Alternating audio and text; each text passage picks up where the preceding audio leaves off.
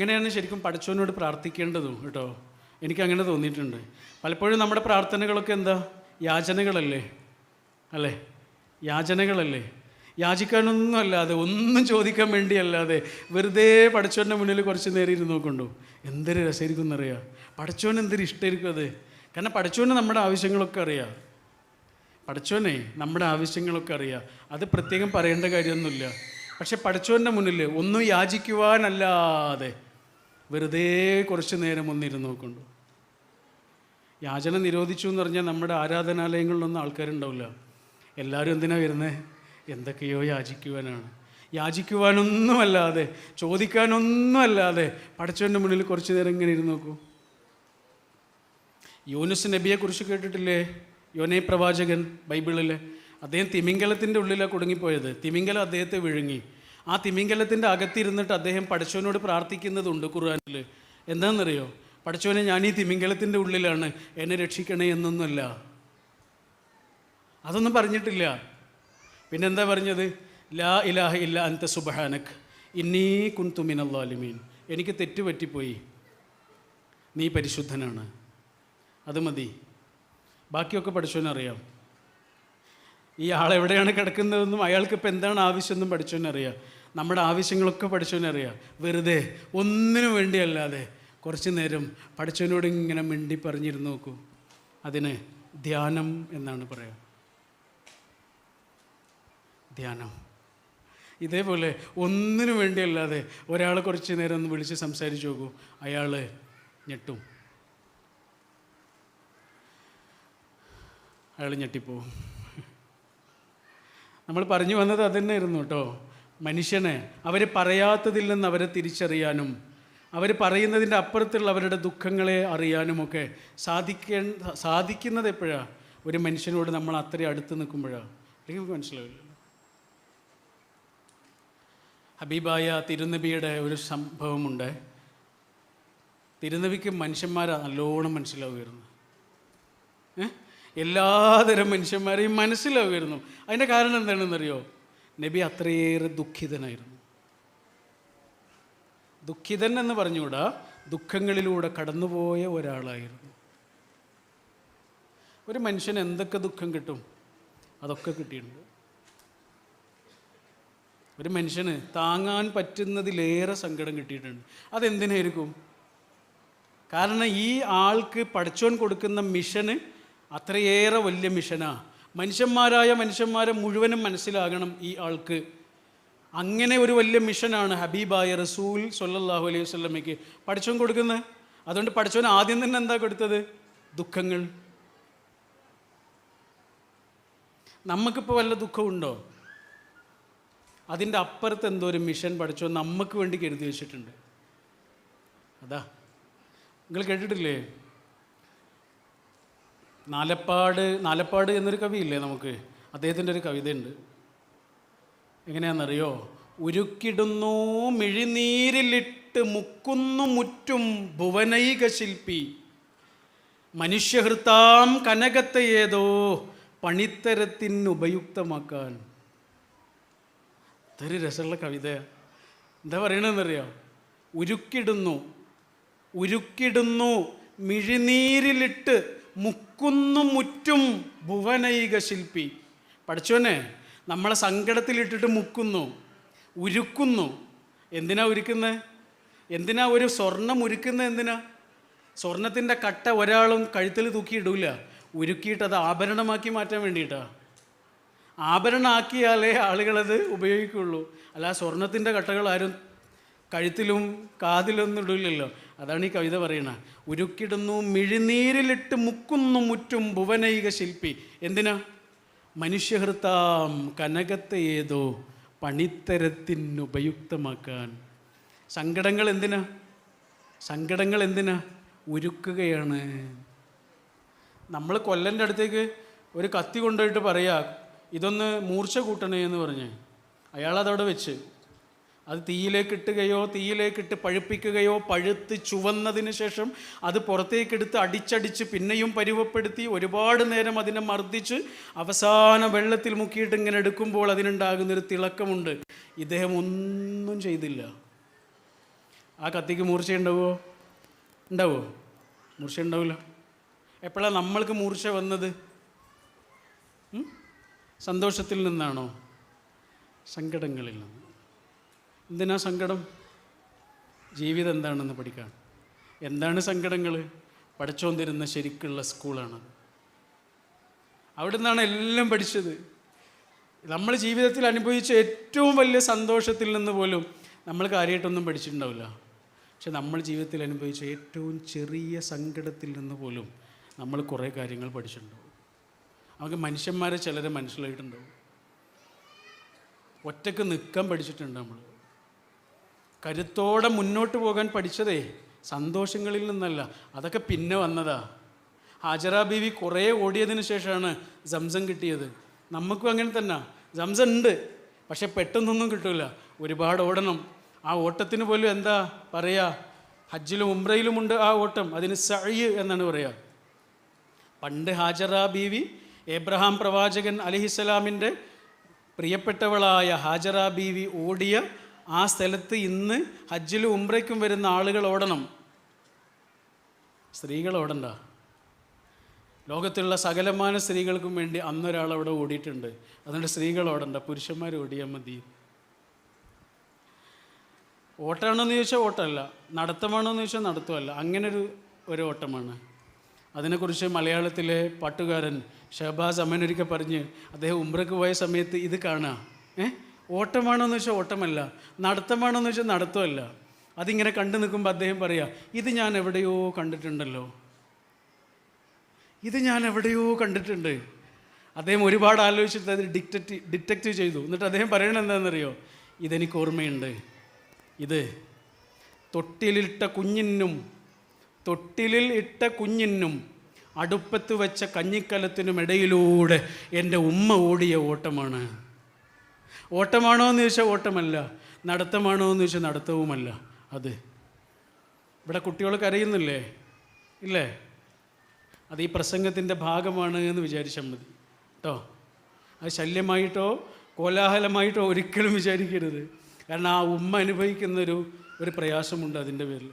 അതുകൊണ്ട് അതൊക്കെ നമ്മളെ പ്രസംഗത്തിൻ്റെ ഭാഗമാണെന്ന് വിചാരിച്ചാൽ മതി. നമ്മുടെ BGM ആണെന്ന് വിചാരിച്ചാൽ മതി. ഒരുപാട് ഓട്ടങ്ങൾക്ക് ഒടുവിലാണ് ഹാജറ ബീവിക്ക് സംസം കിട്ടിയിട്ടുള്ളത്. ആദ്യം തന്നെ സംസം ഇല്ലല്ലോ. ഉരുക്കിടുന്നു മിഴിനീരിലിട്ട് മുക്കുന്നു മുറ്റും ഭുവനൈക ശില്പി മനുഷ്യഹൃത്താം കനകത്തെ ഏതോ പണിത്തരത്തിന് ഉപയുക്തമാക്കാൻ. അതായിരുന്നു റസൂൽ. സങ്കടങ്ങളിലൂടെയാണ് കൊണ്ടുപോയത് പഠിച്ചോൻ. വാപ്പയെ കണ്ടിട്ടില്ലാത്തൊരു കുട്ടിയാണ്, അച്ഛനെ കണ്ടിട്ടില്ലാത്തൊരു കുട്ടിയുടെ സങ്കടം എത്ര വലുതായിരിക്കും ആലോചിച്ചു. കൂടെയുള്ള കുട്ടിയുടെയൊക്കെ അച്ഛനെ കുറിച്ച് പറയുക, വാപ്പയെ കുറിച്ച് പറയുന്നത് കേൾക്കുമ്പോൾ ആ കുട്ടി അനുഭവിക്കുന്നൊരു മിസ്സിങ് ഉണ്ട്, വലിയൊരു മിസ്സിങ്. ലോകത്ത് മറ്റൊന്നിനെ കൊണ്ടും പൂരിപ്പിക്കാൻ കഴിയാത്തൊരു മിസ്സിങ് ആണല്ലോ. ആ വാപ്പയുടെ ഖബറ് കാണാൻ വേണ്ടി ഉമ്മയുടെ കൂടെ പോയതാ 8 വയസ്സുള്ളപ്പോൾ. ആ കുട്ടി തിരിച്ചു വരുമ്പോൾ മരുഭൂമിയിൽ വെച്ച് ഉമ്മയും മരിച്ചു.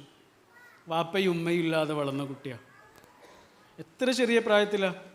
8 വയസ്സായിരുന്നു ആ കുട്ടിക്ക്, ഉമ്മാക്ക് 22 വയസ്സും. അതുകൊണ്ട് വാപ്പയില്ലാത്ത ഒരാളെ നബിക്ക് വേഗം മനസ്സിലാവും. നമ്മളിൽ കുറച്ച് ആളുകൾക്ക് മനസ്സിലാവും അല്ലേ? വാപ്പ നഷ്ടപ്പെട്ടവർക്ക് മനസ്സിലാവും.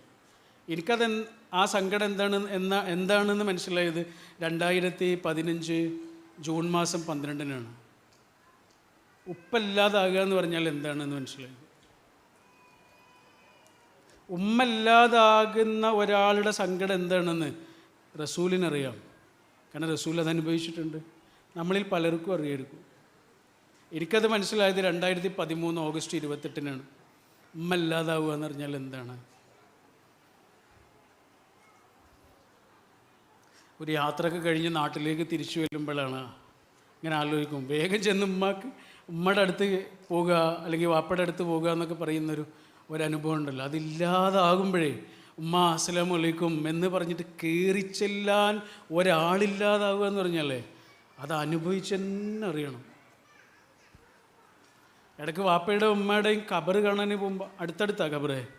വാപ്പയുടെ ഉമ്മയുടെയും ഖബർ അടുത്തടുത്താണ്. അപ്പം ഇങ്ങനെ ചെല്ലുമ്പോൾ അവിടെ ഇങ്ങനെ നിൽക്കുമ്പോൾ ആലോചിക്കും, ചീത്ത പറയാനെങ്കിലും അവരൊന്നും ഉണ്ടായാൽ മതിയായിരുന്നു.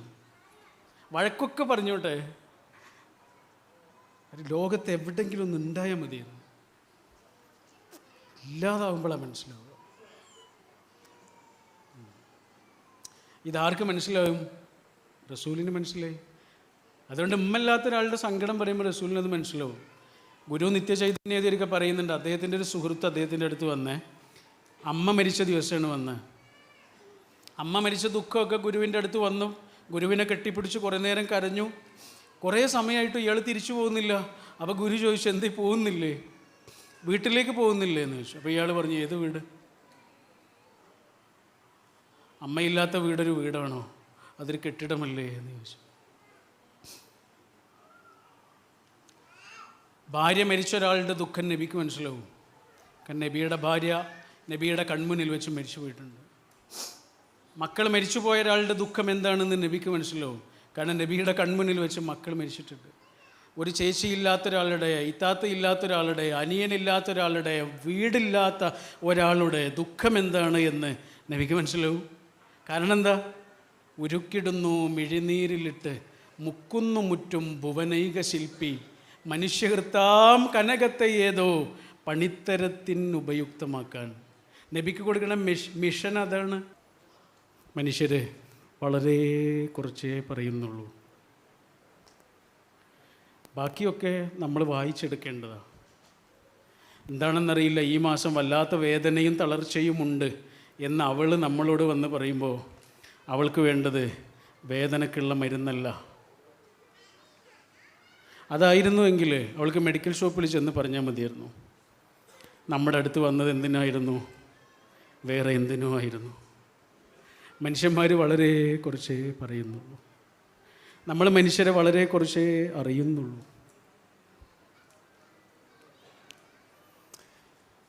സുഭാഷ് ചന്ദ്രനെ വായിച്ചിട്ടുണ്ടോ? വായിച്ച ആളുകൾ ഉണ്ടാവാം, ഇല്ലെങ്കിൽ വായിക്കേണ്ട പുസ്തകങ്ങളാണ്. മലയാളത്തിൽ ഇന്ന് ജീവിച്ചിരിക്കുന്നവരിൽ പ്രതിഭാധനരായ എഴുത്തുകാരിൽ ഒരാളാണ് സുഭാഷ് ചന്ദ്രൻ. അദ്ദേഹത്തിന് ഇപ്പോൾ 50 വയസ്സായി. 50 വയസ്സായപ്പോൾ അദ്ദേഹത്തിൻ്റെ ജീവിതമായിട്ട് ബന്ധപ്പെട്ട 50 ആളുകളെക്കുറിച്ച് എഴുതിയ ഒരു പുസ്തകമുണ്ട്. നല്ല രസമുള്ളൊരു പുസ്തകം. അതിൽ ഒന്നാമതായിട്ട് പറയുന്നത് അച്ഛനെക്കുറിച്ചാണ്.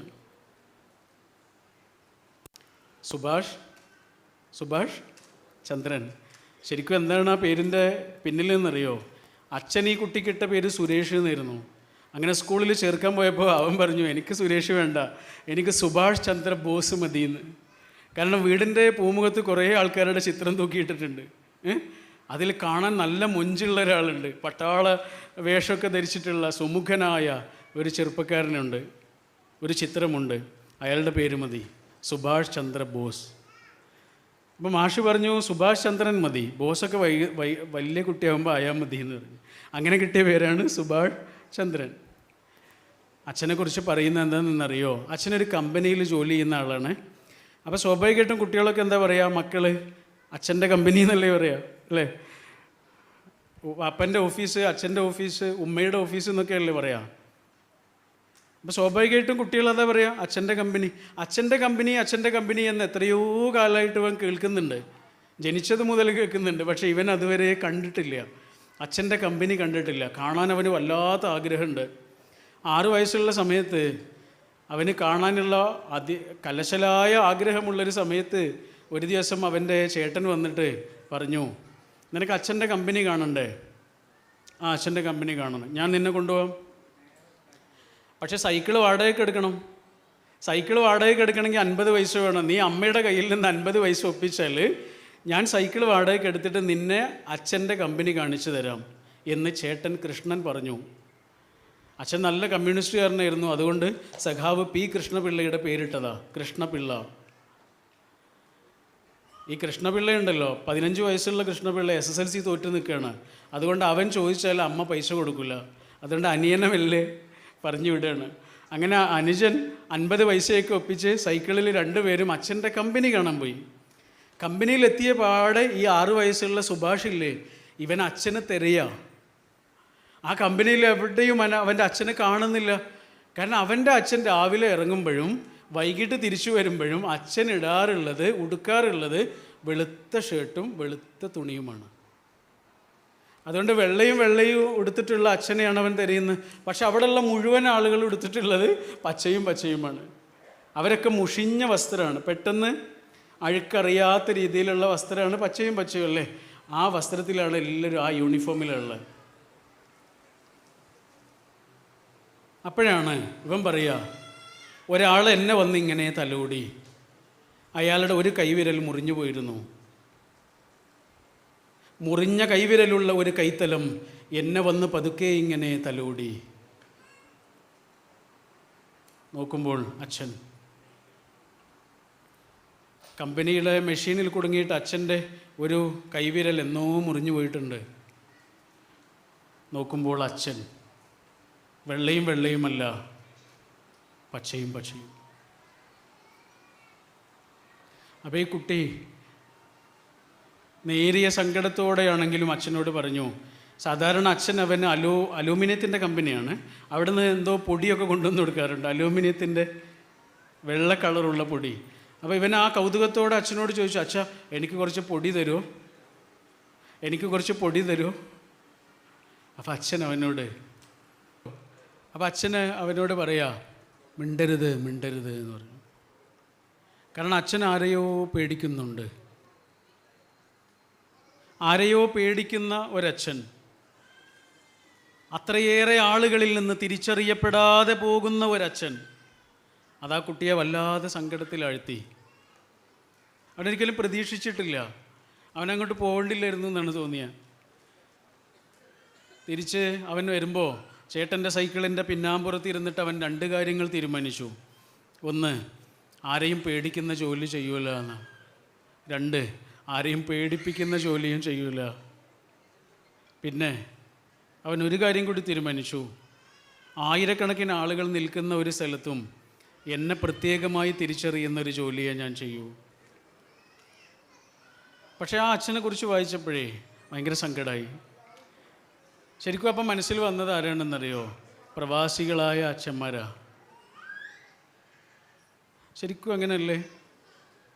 അത്യാവശ്യ സൗകര്യങ്ങളിൽ ജീവിക്കുന്ന ആളുകളെ കുറിച്ചല്ല കേട്ടോ.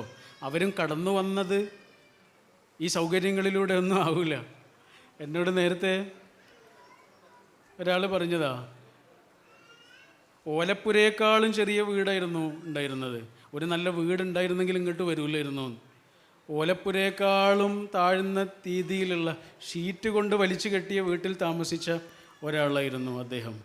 ഇന്ന് അദ്ദേഹം എത്രയോ ആശുപത്രികളുടെ ഉടമയാണ്. ഈ നിൽക്കുന്ന ആളാണ്. അപ്പോൾ ഇപ്പം സൗകര്യങ്ങളിൽ ജീവിക്കുന്ന ഒരാളും കടന്നു വന്നത് അത്ര സൗകര്യങ്ങളിലൂടെ ഒന്നാവില്ല. പക്ഷെ ഞാനത് വായിച്ചപ്പോഴേ കുറേ അച്ഛന്മാരെയാണ് ഓർത്തത്. കാരണം പ്രവാസികളായ അച്ഛന്മാർ വീട്ടിലേക്ക് വരുമ്പോഴും നാട്ടിലേക്ക് വരുമ്പോഴും മക്കൾ കാണുന്നത് നല്ല വസ്ത്രത്തിലാണ്, നാട്ടിൽ നിന്ന് തിരിച്ചു പോകുമ്പോഴും കാണുന്നത് നല്ല വസ്ത്രത്തിലാണ്. പക്ഷെ ഇവിടെ വിയർത്തു കുളിച്ച് നിൽക്കുന്ന ആ അച്ഛന്മാരെ മക്കൾ പലപ്പോഴും കാണണമെന്നില്ല. ആ മക്കൾ കഴിച്ചിട്ടുള്ള പലതും ഈ അച്ഛന്മാർ, ഈ വാപ്പമാർ കഴിച്ചിട്ട് പോലും ഉണ്ടാവില്ല. എന്നോട് ഒരു സുഹൃത്ത് പറഞ്ഞത്, അദ്ദേഹത്തിൻ്റെ റൂമിലുള്ള ഒരാൾ 10-30 വർഷം പ്രവാസിയായിട്ടുള്ള ഒരാൾ പ്രവാസം അവസാനിപ്പിച്ച് നാട്ടിലേക്ക് പോവുക. അപ്പോൾ സ്വാഭാവികമായിട്ട് റൂമിലുള്ള എല്ലാ ആളുകളും കൂടിയിട്ട് ഇദ്ദേഹത്തിനൊരു സമ്മാനം കൊടുക്കാൻ വേണ്ടി തീരുമാനിച്ചു. അപ്പോൾ അദ്ദേഹത്തോട് ചോദിക്കുന്നുണ്ട്, നിങ്ങൾക്ക് എന്താണ് വേണ്ടതെന്ന് പറയൂ, ഞങ്ങൾ വാങ്ങിത്തരാൻ തയ്യാറാണ്, എന്തായാലും ഞങ്ങൾ വാങ്ങിത്തരും, അപ്പോൾ നിങ്ങൾക്ക് ആവശ്യമുള്ളതാകുന്നതല്ലേ നല്ലതെന്നൊക്കെ. പക്ഷെ ഇദ്ദേഹം ഒരു കാരണവശാലും പറയൂല എന്താ വേണ്ടതെന്ന്. അവസാനം ഇദ്ദേഹം പോകുന്നതിൻ്റെ തലേ ദിവസം ഇവർ ചോദിച്ചു, നിങ്ങൾക്ക് എന്താണ് വേണ്ടതെന്നൊന്ന് പറയുമോ? നിർബന്ധിച്ചപ്പോൾ അദ്ദേഹം പറഞ്ഞു, ഞാൻ ജോലിക്ക് നടന്നു പോകാറുള്ള ആ സ്ഥലത്ത് അവിടെയുള്ള ഒരു ഷോപ്പിൽ നല്ല ചൂടിൽ ഇങ്ങനെ കറങ്ങിക്കൊണ്ടിരിക്കുന്ന കോഴി കാണാറുണ്ട്, ചിക്കൻ. അതൊന്ന് കഴിച്ചാൽ കൊള്ളാമെന്നുണ്ട്. 30 വർഷം ഇവിടെ ജീവിച്ചിട്ടേ അദ്ദേഹം അത് കഴിച്ചിട്ടില്ല. മക്കളൊരു പക്ഷേ നാട്ടിൽ കഴിച്ചിട്ടുണ്ടാവും. അച്ഛൻ നമുക്കൊരിക്കലും മനസ്സിലാകാത്ത ഒരാളുടെ പേരാണ് അച്ഛൻ. എൻ്റെ ഒരു ഗുരുവുണ്ട്, അദ്ദേഹം പറയും, അമ്മ മഴ പോലെയാണ്, പക്ഷേ അച്ഛൻ ആലിപ്പഴമാണ്. വല്ലപ്പോഴൊന്ന് തോളിൽ തട്ടിയാൽ അത്രയേ ഉള്ളൂ, വല്ലപ്പോഴൊന്ന് സങ്കടം പറഞ്ഞാലായി, അത്രയേ ഉള്ളൂ. ബാക്കിയൊക്കെ അച്ഛൻ ഇങ്ങനെ മൗനിയായി പോകുന്ന ഒരു ഒരു വലിയ സാന്നിധ്യത്തിൻ്റെ പേരാണ്.